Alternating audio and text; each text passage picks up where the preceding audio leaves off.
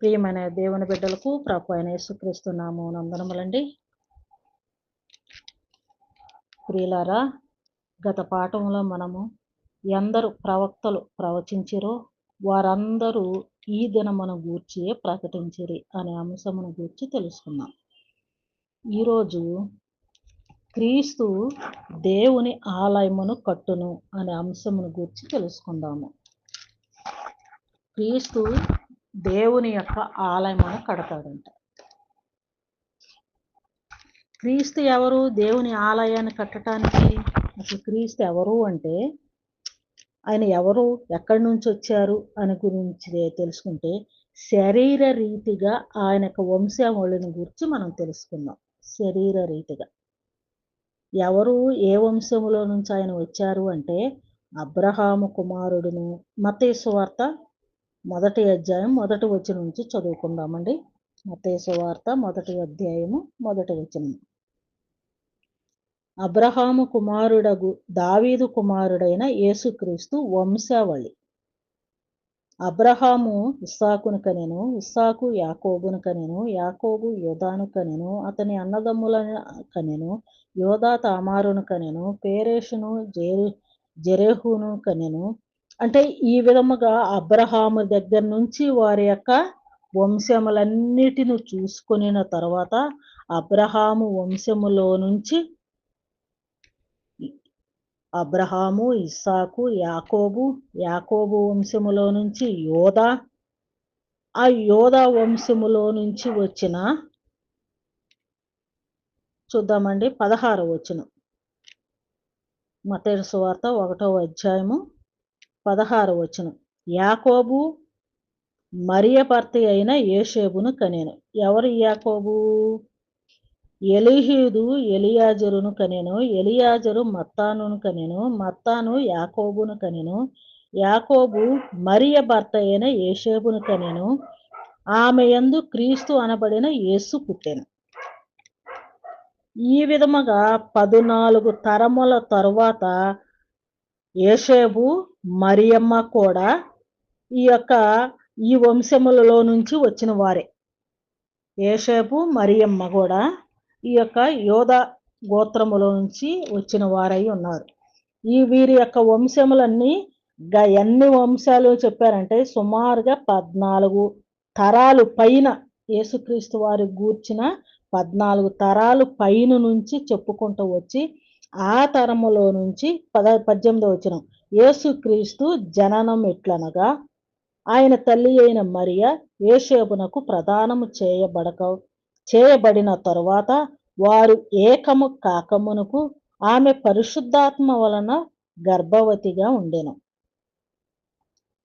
ఆ విధముగా జన్మించాడు యేసుక్రీస్తు వారు. ఆ యేసుక్రీస్తు వారు దేవుని యొక్క ఆలయాన్ని కడతాడంట. దేవుని యొక్క ఆలయాన్ని ఎలా కడతాడు? యెహోవా ఆలయమును కట్టును అనే అంశమును గురించి మనం ఈరోజు తెలుసుకున్నాం. ఎలాగా అనేసారంటే ఇప్పుడు వరకు మనం చెప్పుకున్నాం కదా, ఈ వంశాలన్నిటిని గురించి తెలుసుకున్నట్లయితే యెషయా కుమారుడు దావీదు, అబ్రహాము తర్వాత యెషయా కుమారుడు దావీదు వంశములలో నుంచి ఈ విధముగా వచ్చిన వాడు యేసుక్రీస్తు వారు. అందుకే మనం చూసినట్లయితే యెషయా గ్రంథం 11వ అధ్యాయం మనం చూసినట్లయితే యెషయా గ్రంథము 11వ అధ్యాయము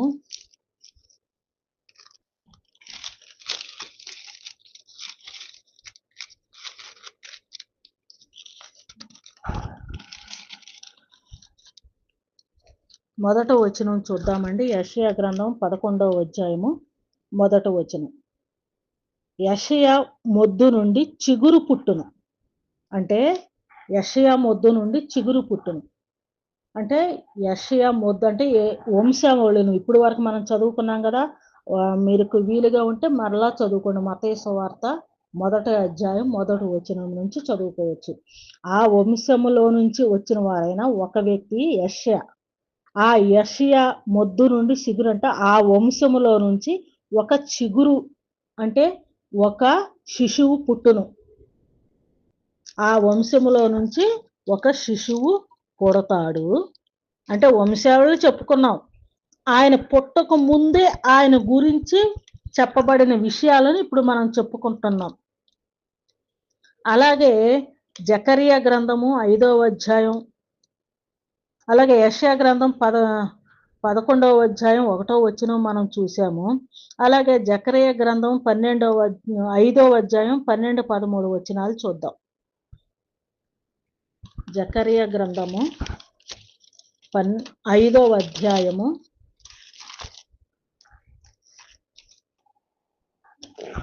12, 13 వచనాలు చదువుకుందాం. ఇక్కడ ఏమంటున్నారంటే, అంటే ఆయన పుట్టక ముందు ఆయనను గూర్చి, ఆయన ఇందాక మనం చెప్పుకున్నది ఆయన పుట్టినప్పుడు ఆయన వంశాల గురించి తెలుసుకున్నాం. ఆయన పుట్టక ముందు వీళ్ళందరూ చెప్తూ ఉంటున్నారు.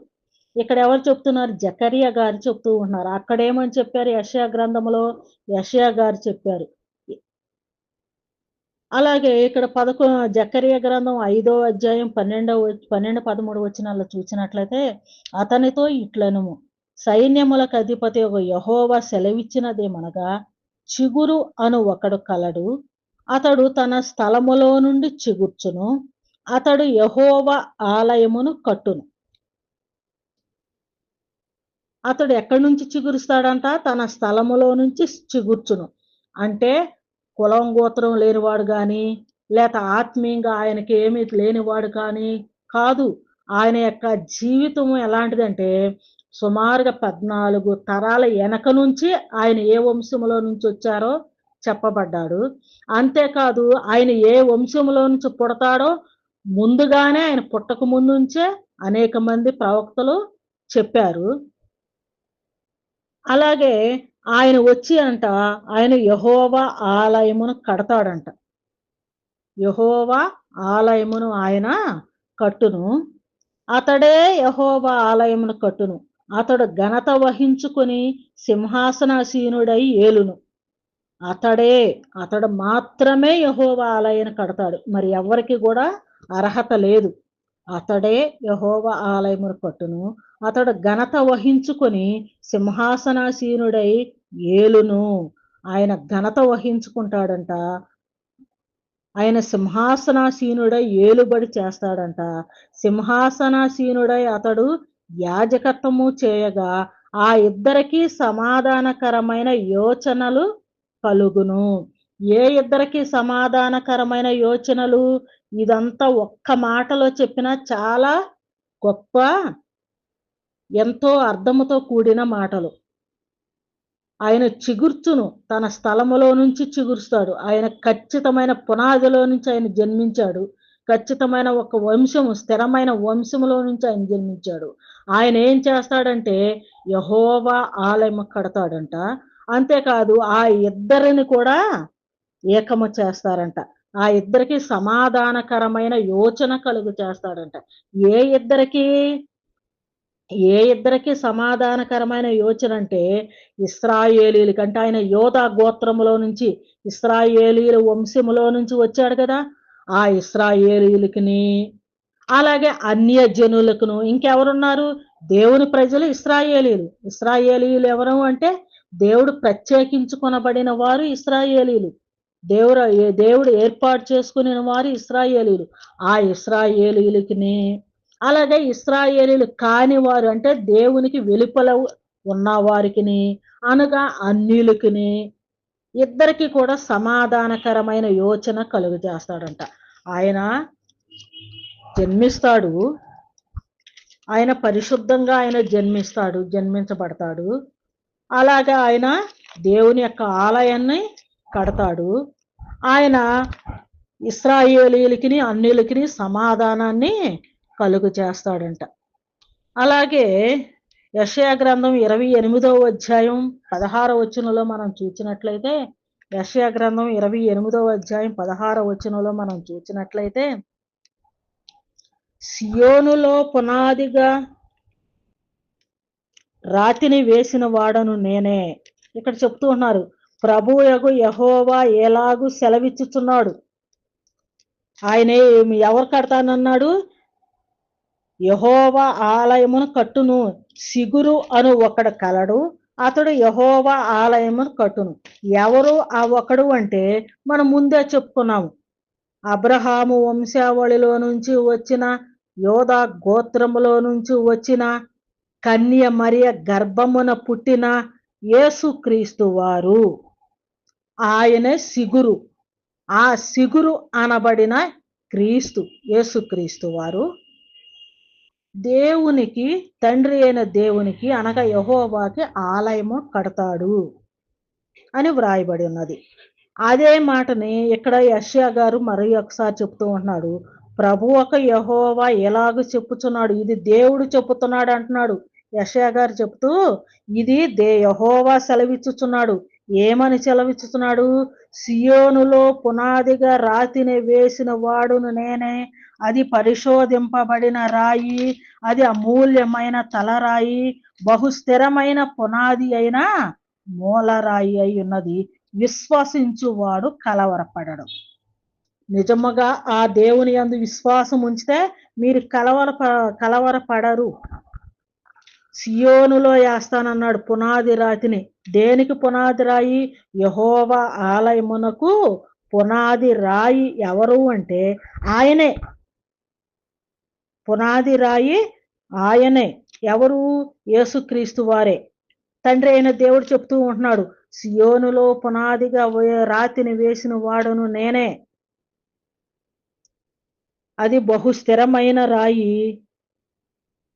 మూలరాయి అయి ఉన్నది, విశ్వసించువాడు దాని యందు కలవరపడరు. అంటే యెహోవా ఆలయమునకు పునాది రాయిగా ఆయనే ఉన్నాడు. ఎవరైనా? యేసుక్రీస్తు వారే.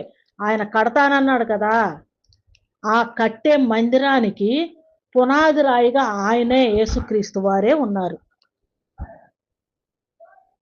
అలాగే యెషయా గ్రంథం 2వ అధ్యాయం 2-4 వచనాలు మనం చూసినట్లయితే ఇదే విషయాన్ని ఇక్కడ మరి ఒకసారి చెప్పుచున్నారు.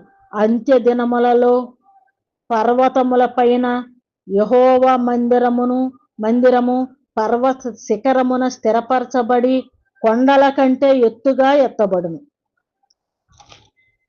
ఏమంటున్నారు ఇక్కడ? అంత్య దినములలో. ఏ అంత్య దినములు? అంత్య దినములు అనగా ధర్మశాస్త్ర కాలము. దేవుడు మోషే ద్వారా ధర్మశాస్త్రం అనే 10 ఆజ్ఞల గల చట్టాన్ని ఇచ్చాడు. ఆ చట్టమునిచ్చిన ధర్మశాస్త్రం అనే చట్టమునిచ్చాడు. ఆ ధర్మశాస్త్ర చట్టము ఆ కాలమంతా కూడా అయిపోయింది. ఆ ధర్మశాస్త్రం అంతా కూడా ముగించబడబోయే కాలములో, ఆ అంత్య దినములలో పర్వతముల పైన, అంటే ఇశ్రాయేలు దేశము ఆ ప్రాంతములన్నీ కూడా కొండలు పర్వతాలతో కూడిన ప్రదేశం కదండి. అందుకనే ఆ పర్వతముల పైన యెహోవా మందిర పర్వత శిఖరమున స్థిరపరచబడి కొండల కంటే ఎత్తుగా ఎత్తబడును. ఆ కొండల కంటే ఎత్తుగా ఎత్తబడునంటే అంత పెద్ద మందిరమును అక్కడ కట్టబడబోచున్నది అని ముందుగానే దేవుడు ప్రవక్తల ద్వారా ప్రవచించినట్లుగా మనము చూస్తూ ఉంటున్నాం. ప్రవాహము వచ్చినట్లుగా సమస్త అన్యజనులు దానిలోనికి వచ్చెదరు. దేనిలోనికి? యేసుక్రీస్తు వారు కట్టుచున్న, ఇంకా కట్టబడుచున్నది ఆ మందిరములోనికి ఎవరు వస్తారంట? ఇశ్రాయేలీయులే కాదు, ఇశ్రాయేలీయులతో పాటు అన్యజనులు కూడా ప్రవాహము వచ్చినట్లుగా ఆ మందిరములోనికి వస్తారంట. ఆ కాలమున సియోనులో నుండి ధర్మశాస్త్రము, యెరూషలేములో నుండి యెహోవా వాక్కు బయలు వెళ్ళును.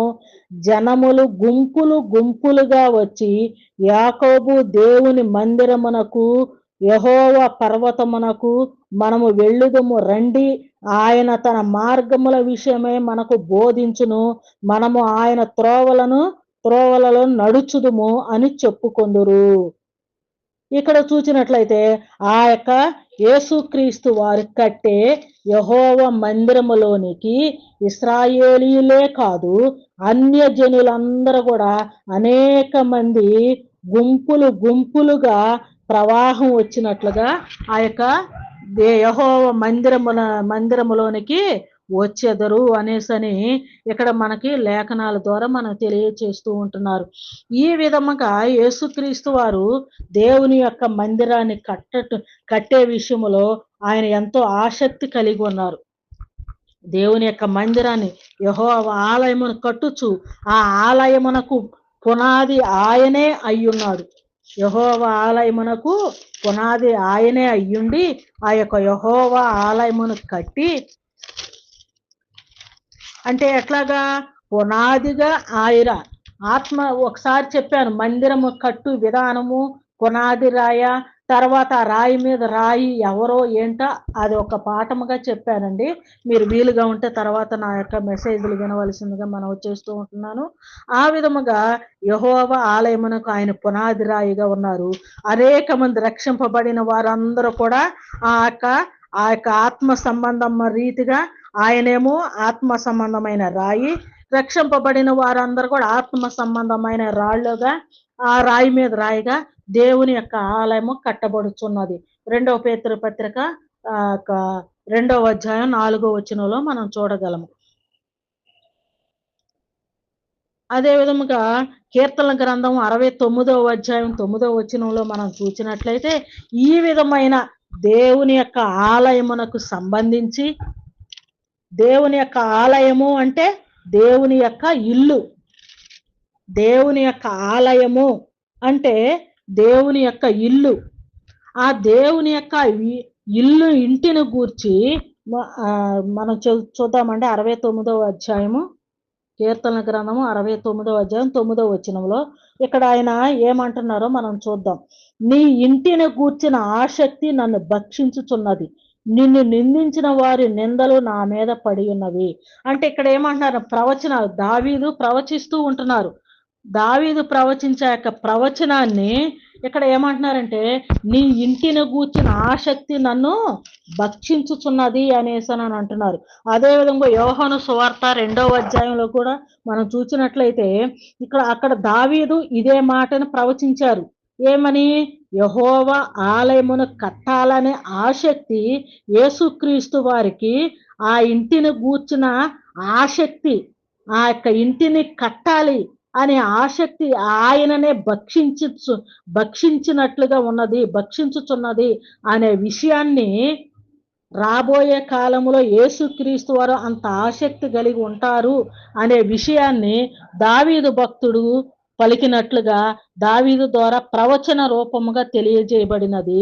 అదే మాటని యేసుక్రీస్తు వారు స్వయముగా ఇక్కడ అంటూ ఉంటున్నారు. యోహాను సువార్త 2వ అధ్యాయము 17వ వచనంలో మనం చూసినట్లయితే, యోహాను సువార్త 2వ అధ్యాయం 17వ వచనములో ఆ యొక్క విషయాన్ని ఇక్కడ యేసుక్రీస్తు వారు చేసిన యొక్క కార్యాన్ని బట్టి, అంటే అక్కడ ఏం జరిగింది అనేసనంటే, యేసుక్రీస్తు వారు యెరూషలేము దేవాలయానికి వెళ్ళినప్పుడు అక్కడ మన పై వచనం 13వ వచనం నుంచి చూడొచ్చు.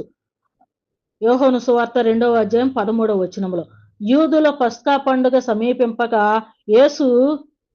యేసు యెరూషలేమునకు వెళ్ళి దేవాలయములో ఎడ్లను గొర్రెలను పావురములను అమ్మువారును రోకలను వారులను కూర్చుండుట చూచి త్రాళ్లతో కొరడాలు చేసి నాణెలను గొర్రెలను ఎడ్లన్నిటినీ దేవాలయములో నుండి త్రోలివేసి రోకలు మార్చువారిని రోకలు చల్లివేసి వారి బల్లలను పడద్రోసి పావురములను అమ్మువారితో వీటిని ఎక్కడ నుండి తీసుకొని పొండి నా తండ్రి ఇల్లు వ్యాపారపు టిల్లుగా చేయకుడి అని చెప్పాను. నా తండ్రి ఇంటిని వ్యాపారపు టిల్లుగా చేయవద్దు అనేసని చెప్పాడు. చెప్పిన తర్వాత ఈ విధముగా ఆయన చేసిన విధానాన్ని చూసి అక్కడున్న ఆయన శిష్యులు ఏమనుకుంటున్నారంటే, అప్పటికి దావీదు ప్రవక్త ప్రవచించాడు కదా, దావీదు ప్రవక్త ఏమని ప్రవచించారు? నీ ఇంటిని గూర్చిన ఆసక్తి నన్ను భక్షించుతున్నదని ప్రవచించారు కదా. ఆ ప్రవచనాన్ని ఆ యొక్క అపోస్తులు అంటే శిష్యులు జ్ఞాపకం చేసుకుంటున్నారు. యేసుక్రీస్తు వారు ఆయన దేవుని యొక్క మందిరములో జరుగుతున్న కార్యాలన్నిటిని చూచి వాటన్నిటిని పడవేసి త్రోలివేసిన తరువాత ఆయన అట్టి దేవుని యొక్క మందిరములో ఉన్న సంఘటనలను అవన్నిటి త్రోలివేసిన విధానాన్ని చూసి ఆయనకున్న మందిరం పట్ల ఉన్న ఆసక్తిని చూసి అపోస్తులు ఈ మాటను జ్ఞాపకం చేసుకుంటున్నారు. దావీదు గారు పలికిన మాటను, నీ ఇంటిని కూర్చిన ఆసక్తి నన్ను భక్షించుచున్నదని వ్రాయబడి ఉన్నట్టు జ్ఞాపకము చేసుకొనిరి. నీ ఇంటిని కూర్చిన ఆసక్తి నన్ను భక్షించుచున్నదని వ్రాయబడిన మాట, దావీదు గారు పలికిన మాట ఇక్కడ శిష్యులు జ్ఞాపకం చేసుకున్నారు. ఎందుకు జ్ఞాపకం చేసుకున్నారు అనేసానంటే, యేసుక్రీస్తు వారు దేవుని యొక్క మందిరం పట్ల ఆయనకున్న ఆసక్తి, అక్కడ చేసిన ఆ యొక్క పనిని బట్టి వారు ఆ మాటని జ్ఞాపకం చేసుకున్నారు. అంటే యేసుక్రీస్తు వారికి దేవుని యొక్క ఇంటి విషయములో, అంటే ఆయన యొక్క మందిరం విషయంలో ఎంత ఆసక్తి కలిగి ఉన్నారో, ఆ ఇంటిని విషయమై ఆయనను భక్షించి వేసినట్టుగా ఉందంట. ఆ ఇంటిని కట్టే విషయంలో ఆయన భక్షించి వేసినట్టుగా అనిపిస్తా ఉన్నదంట. అంత ఆసక్తి కలిగి ఉన్నారు ప్రభు వారు. మరి మనం దేవుని ఇంటి విషయంలో మనకి ఏమాత్రం ఆసక్తి ఉన్నదో, దేవుని ఇంటిని కట్టే విషయములో, దేవుని యొక్క సంఘమును కట్టే విషయములో, ఆత్మలను రక్షించే విషయములో మన పాత్ర ఎంత ఉన్నదో మనము పరిశీలన చేసుకునవలసిన వారమై ఉన్నాం. అదే విధముగా కీర్తనల గ్రంథం 27వ అధ్యాయంలో కూడా మనం చూసినట్లయితే, కీర్తనల గ్రంథము 27వ అధ్యాయం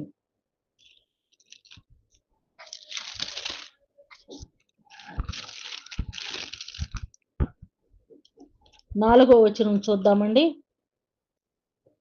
యెహోవా యొద్ద ఒక వరము అడిగి తిని దానిని నేను వెతుకుచున్నాను. యెహోవా ప్రసన్నతను చూచుటకును ఆయన ఆలయములో ధ్యానించుటకును నా జీవిత కాలమంతయు నేను యెహోవా మందిరములో నివసింప కోరుచున్నాను. ఇక్కడ దావీదు భక్తుడు కోరుకుంటున్నాడు ఒక కోరికని. ఏమని కోరుకుంటున్నారు? యేసుక్రీస్తు వారు యెహోవా ఆలయమును కడతానన్నారు కదా, ఆయన ద్వారా కూడా కొన్ని విషయాలు ప్రవచించారు కదా. యేసుక్రీస్తు వారు పునాది రాయి అయ్యుండి, ఆ తర్వాత ఎందరైతే యేసుక్రీస్తు వారి నామములో బాప్తీసం తీసుకొని పాపములను కడిగి వేసుకొని బాప్తీసం తీసుకొని రక్షింపబడతారో వారందరూ కూడా ఆత్మ సంబంధమైన రాళ్లగా ఉండి ఆత్మ సంబంధమైన మందిరముగా కట్టబడతారు అనే విషయం చూద్దామండి. పేతురు పత్రిక ఒక మాట మనం చదువుకుందాము. పేతురు రాసిన పత్రిక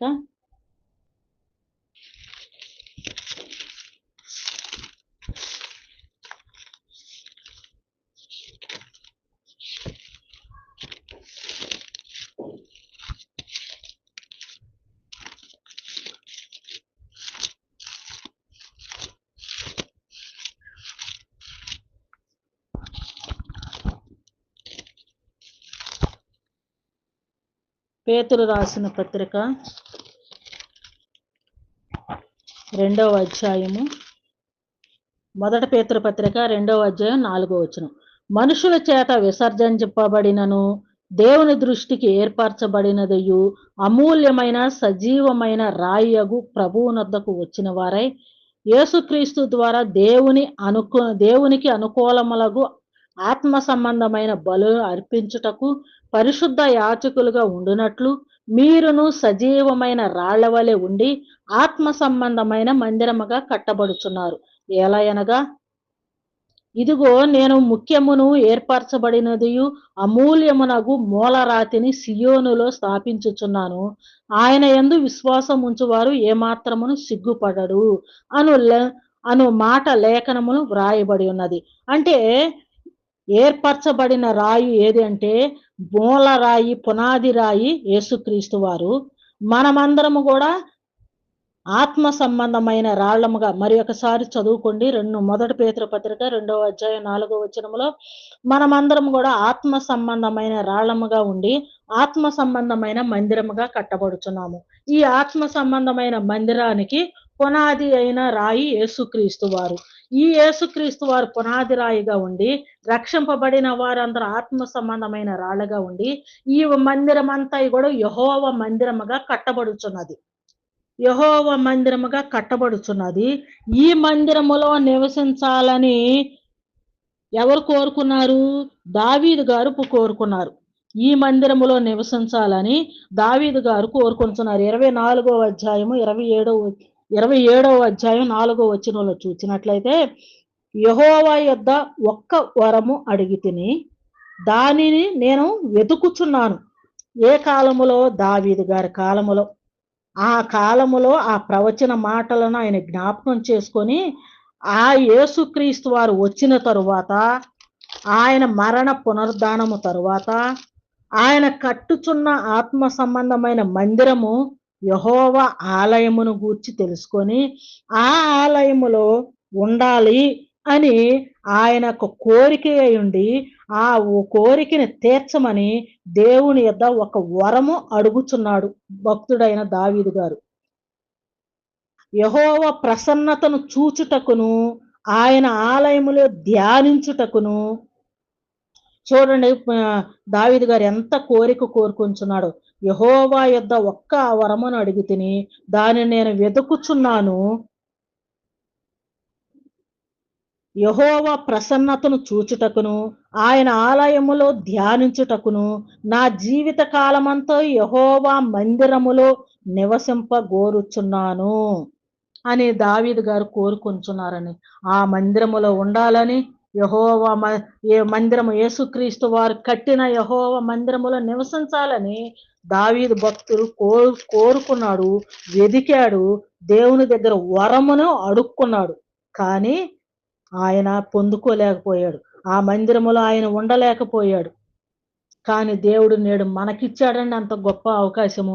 ఆ మందిరములో ఉండాలని ఎంతో మంది భక్తులు కోరుకున్నారు. ఏ మందిరములో? యేసుక్రీస్తు వారు కట్టిన మందిరములో.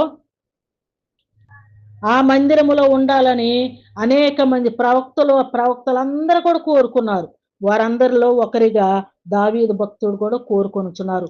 యెహోవా యొద్ద ఒక్క వరం అని అడిగాను. ఆ యేసుక్రీస్తు వారు కట్టుచున్న మందిరములో, ఆయన ఆలయములో ఆయనకు ప్రసన్నతను చూడాలని నా జీవిత కాలమందు ఆఖరి జీవిత కాలం, ఇక నా జీవిత ఆఖరి కాలం వరకు ఆ మందిరములోనే నివసించాలని, అంటే ఆ సంఘములోనే, దేవుడు కట్టుచున్న సంఘములోనే నేను నివసించాలని ఆయన కోరుకొని ఉన్నాడు. కానీ ఆయన ఆ మందిరములో, ఆ సంఘములో ఉండలేకపోయాడు. కానీ దేవుడు మనకిచ్చాడండి అంత గొప్ప భాగ్యను. దేవుడు మనకంత గొప్ప ధన్యతనిచ్చాడండి. ఆ యెహోవా ఆలయములో మనము కూడా ఒక సభ్యులముగా ఉన్నామంటే, ఆత్మ సంబంధమైన రాళ్ళముగా మనము కూడా ఉండి, మనము కట్టబడుచున్నామంటే, దేవుడు మనకి ఎంతో గొప్ప ధన్యతనిచ్చాడండి. ఆ విధమైన గొప్ప ధన్యతను మన దేవుడు మనకిచ్చాడు. మనం ఎలా ఇచ్చాడు మనకి? ఎట్లా ఇచ్చాడు? ఆ మందిరం అంటే ఏది? అసలు ఆ మందిరం అంటే ఏది అని మనకు స్పష్టంగా మనం తెలుసుకోవాలి అనేసనంటే, అపోస్తుల కార్యముల గ్రంథము ఎన్నోసార్లు చెప్పుకున్నాము, మరలా చెప్పుకుంటున్నాము. అపోస్తుల కార్యముల గ్రంథము 2వ అధ్యాయము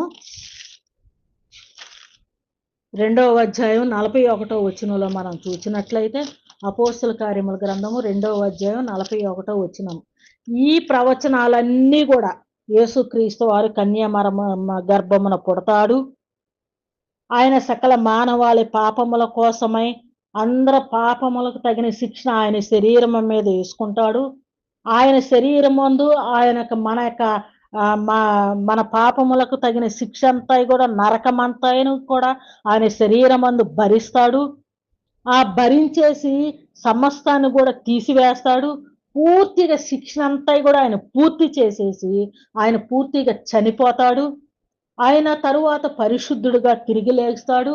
ఆయన ఏ విధముగా చనిపోయి తిరిగి లేచాడో, అదే విధముగా బాప్తీసము ద్వారా మన పాపములన్నీ కూడా నీళ్ళలో ముంచబడి మనం ఒప్పుకొని, యేసుక్రీస్తు వారిని మనం ఒప్పుకొని, మనం దేవుని యందు విశ్వాసం ఉంచి, మన పాపములన్నిటిని విడిచిపెట్టేసి, పశ్చాత్తాప హృదయంతో దేవుని సన్నిధిలో అడిగి, మన పాపములన్నీ విడిచిపెట్టేసి, మనం బాప్తీసం తీసుకుంటే అంటే ఆయన ఏ విధముగా చనిపోయి తిరిగి లేచాడో ఆ విధంగా మనము నీళ్ళల్లో మనం ముంచబడి సమాధి చేయబడి మనం తిరిగి లేస్తే ఆయన ముఖ్యమైన ఆయన యథార్థంగా ఆయన చనిపోయి తిరిగి లేచిన వాడుగా ముఖ్యమైన మూలరాయిగా ఉన్నాడు.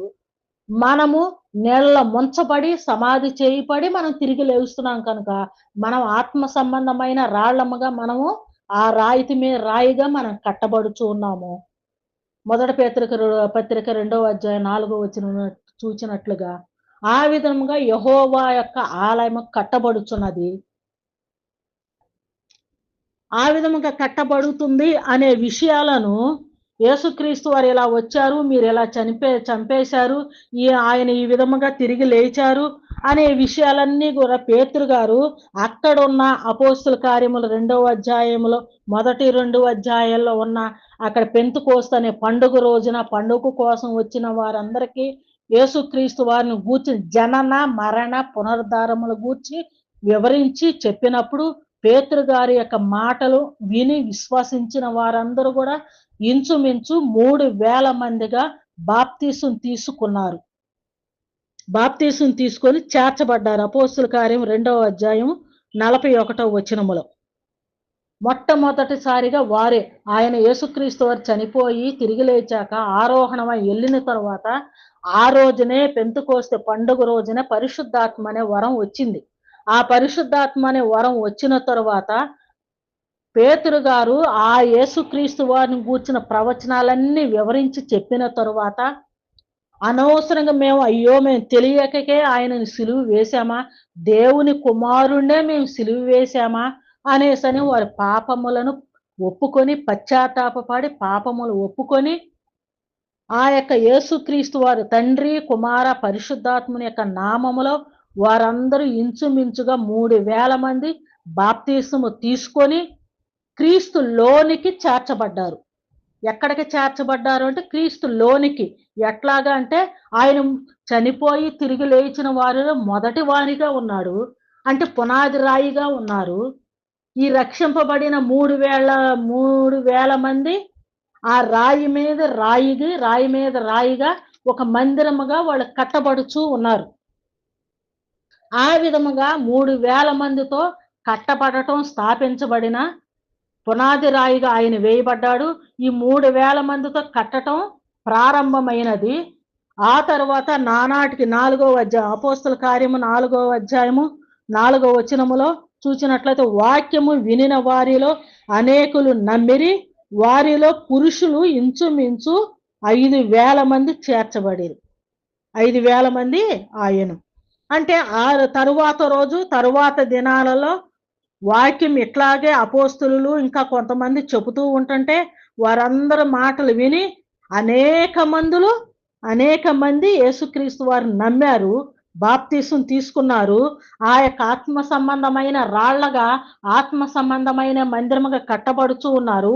వారిలో సుమారుగా ఇంచుమించుగా పురుషులే 5,000 మంది ఉన్నారు. ఆ రోజు ఏది 3,000 మంది ఒకరోజు. ఆ తరువాత అనేక మంది బాప్తీసం తీసుకొని ఆత్మ సంబంధమైన రాళ్లగా మందిరముగా కట్టబడుచున్నారు. వారిలో పురుషులే 5,000 మంది. ఇక స్త్రీలు ఇంకా అనేక మంది ఉన్నారు. వారందరూ కూడా ఆత్మ సంబంధమైన మందిరముగా కట్టబడుచూ ఉన్నారు. అట్లాగే ఆ విధముగా ఆ దినాలలో మొదటి సంఘము స్థాపించబడిన దినాలలో ఆ విధముగా సంఘము కట్టబడుచు అంటే మందిరము కట్టబడుచు సంఘమే మందిరము, మందిరమే సంఘము, ఆ సంఘమే శరీరము, ఆ శరీరము యేసుక్రీస్తు వారి శరీరము, సంఘమంతా కూడా శరీరము, యేసుక్రీస్తు వారి శిరస్సు. మందిరమునకు పునాది రాయి యేసుక్రీస్తు వారు, ఆ పైన కట్టబడుచున్న వారందరూ మనమందరము.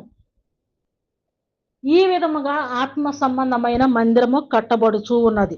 అలనాడు అపోస్తుల ద్వారా ఆ విధముగా సంఘము కట్టబడటం ప్రారంభమైనది. ఆ విధముగా కట్టబడిన ఆ సంఘము నానాటికి అభివృద్ధి చెందుతూ వస్తూ ఉన్నది.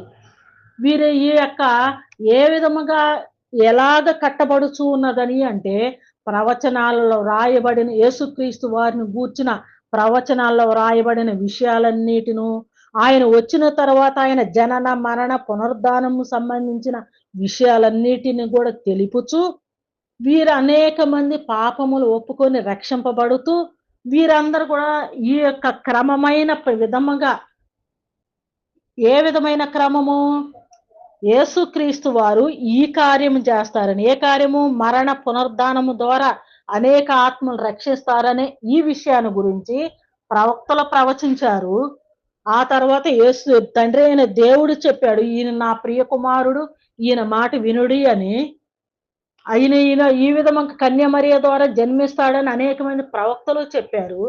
అలాగా ఈ విధముగా ఏ విధముగానైతే దేవుడు తండ్రి అయిన దేవుడు చెప్పాడు, ప్రవక్తలు ఎలాగ చెప్పారో అదే విధముగా అపోస్తులు ఇప్పుడు చెప్తూ ఉంటున్నారు.